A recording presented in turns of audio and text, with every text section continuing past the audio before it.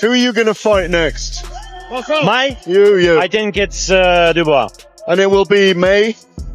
I don't know. It's deal for Aegis, His Excellency, how in the time, I don't know. I'm ready. Are you ready to go back into camp again, yeah? Yes, of course. A surprising comment was made recently about his upcoming fight. He paused briefly before mentioning Dubois, but the way it was phrased only raised more questions than it answered. He referenced May and hinted that there might be some influence from higher authorities, leaving fans to speculate. Is Dubois truly the confirmed opponent, or is Usyk playing tactical mind game? The heavyweight division continues to be full of unpredictability, and now even more questions are surfacing. However, one thing is certain: Usyk is prepared. When asked about his training, he was clear and confident, but the secrecy surrounding the situation begs the question: what's really going on behind the scenes? Could there be another contender in the running? Fans are eager for clarity, but Usyk is keeping his cards close to his chest. If Dubois is indeed the opponent, he'll need to be ready, because Usyk doesn't just compete, he dominates. Should this fight take place, it will be more than just a contest. It will be a statement. We all know that Oleksandr Usyk's the main guy. Daniel Dubois holds a belt as well as a championship belt in this heavyweight division. I think we've got two really good contenders that have earned their opportunity. Joseph Parker being one. Personally, I think you remake Joseph Parker, Daniel Dubois. That's what we're going to do. Yep. The other contender, we saw him on Saturday night, Ajit Kabayel. Absolutely. The guy's whacked out Makhmudov, Sanchez, and now Zhang. And you're telling me that he's not worthy of a world title? Listen. Give him the Usyk fight. Let's see what's cracked with that. Simon Jordan and Spencer Oliver clashed over the current state of the heavyweight division. Jordan insists that it's clear Usyk is the top contender, but Oliver counters by pointing out that Dubois also holds a championship belt. The discussion heats up as they evaluate the top contenders: Joseph Parker, Dubois, and the emerging powerhouse Arslanbek Makhmudov. Oliver argues that a Parker versus Dubois matchup should be the next big fight, but Jordan isn't convinced. He highlights Makhmudov's impressive knockout victories over Sanchez and Zhang, questioning why he's not being given more attention. Should Makhmudov be the one to take on Usyk next? The debate becomes tense as Jordan pushes for fresh faces to enter the title picture, while Oliver defends the more established names. With the heavyweight division in turmoil, the burning question remains: who truly deserves the next shot at the crown? The verbal sparring is as fierce as the battles in the ring.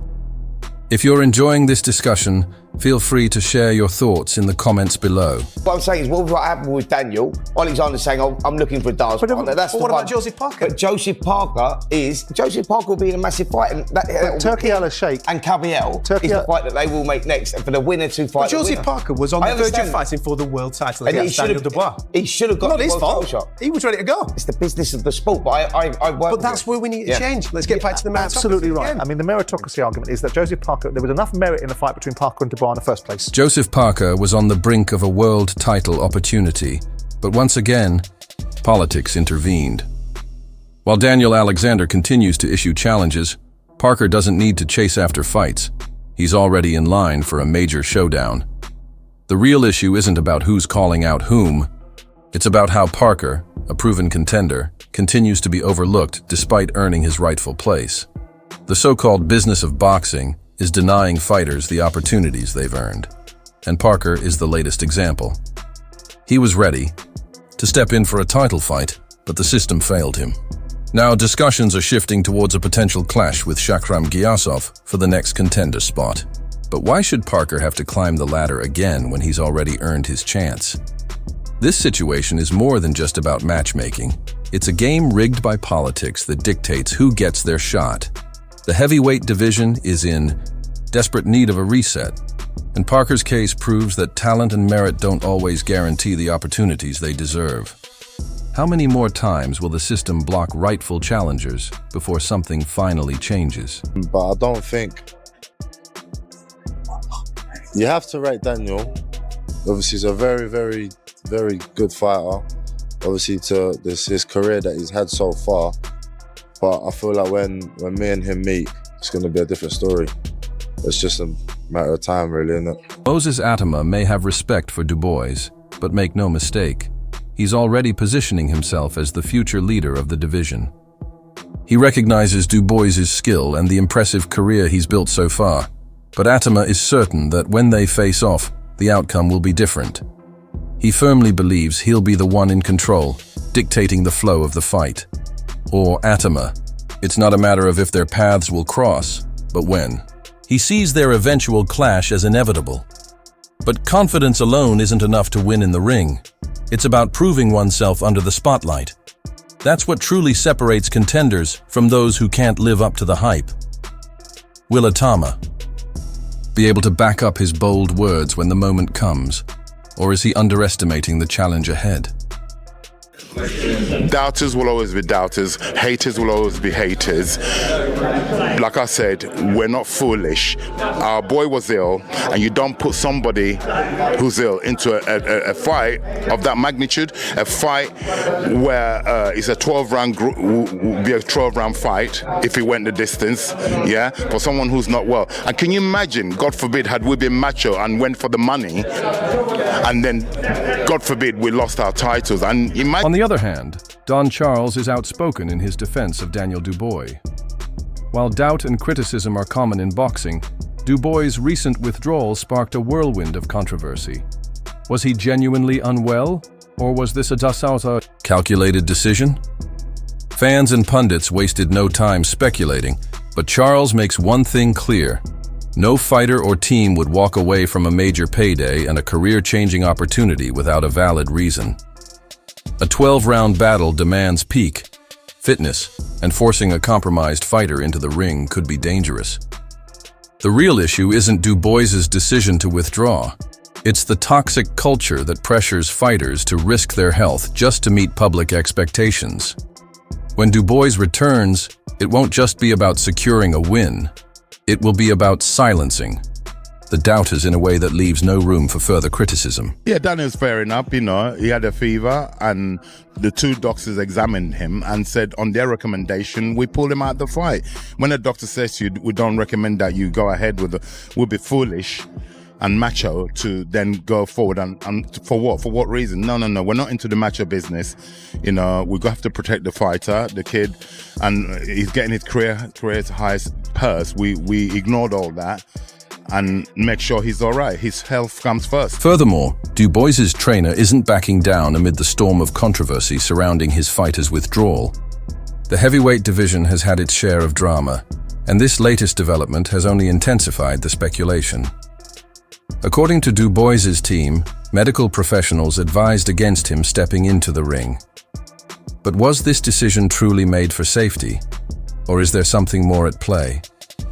In a sport where timing is everything, the sudden shift toward a potential Usyk fight has certainly raised some eyebrows. Boxing has a long history of behind-the-scenes deals and strategic moves, making it hard to ignore the rumors.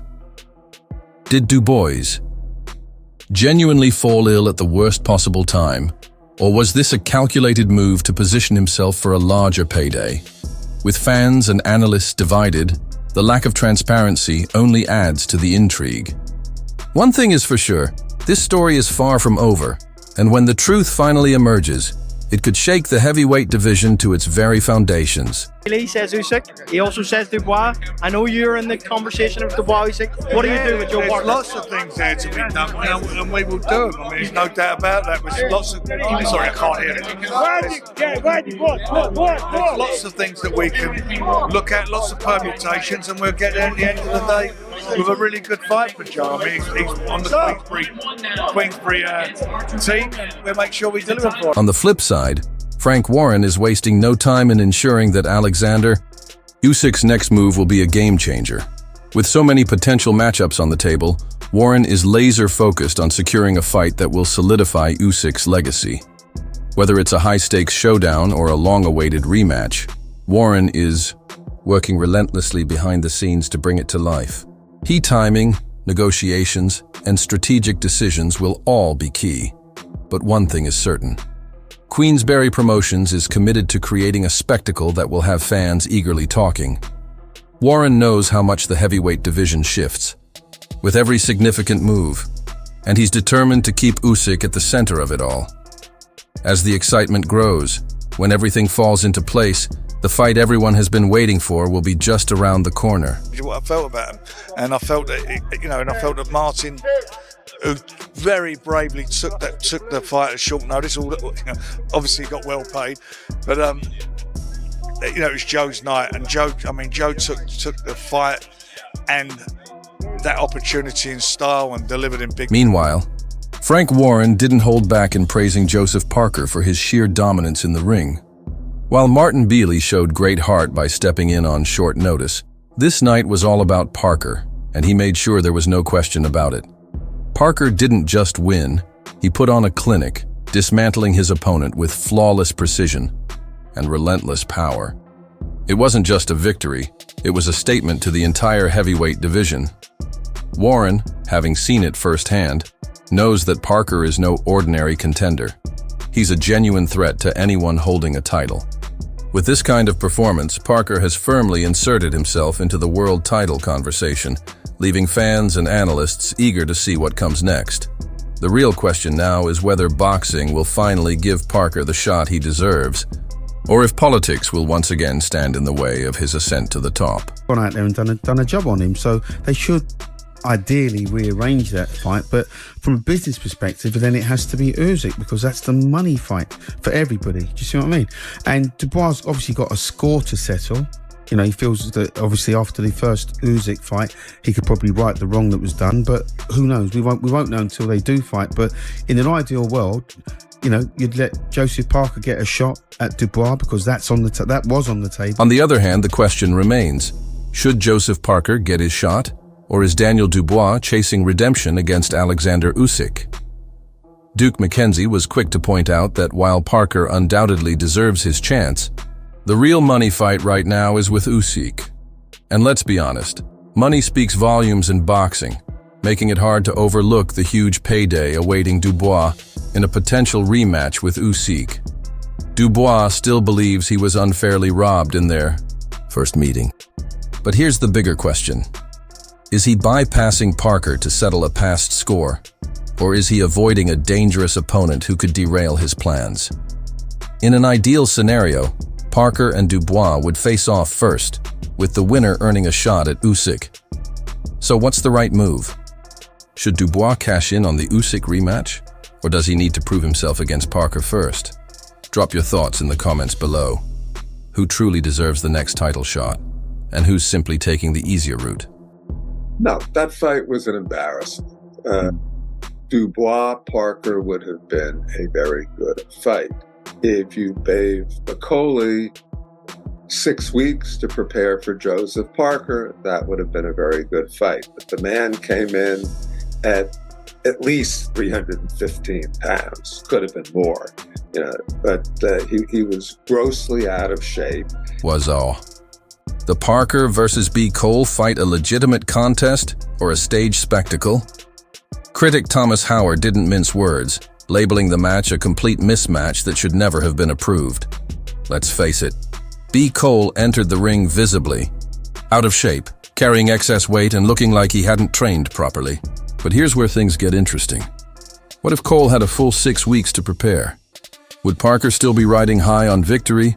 Or would he have been exposed as a fighter chasing easy wins? Some believe Parker played it safe, securing a quick win to pad his record and strengthen his case for a title shot.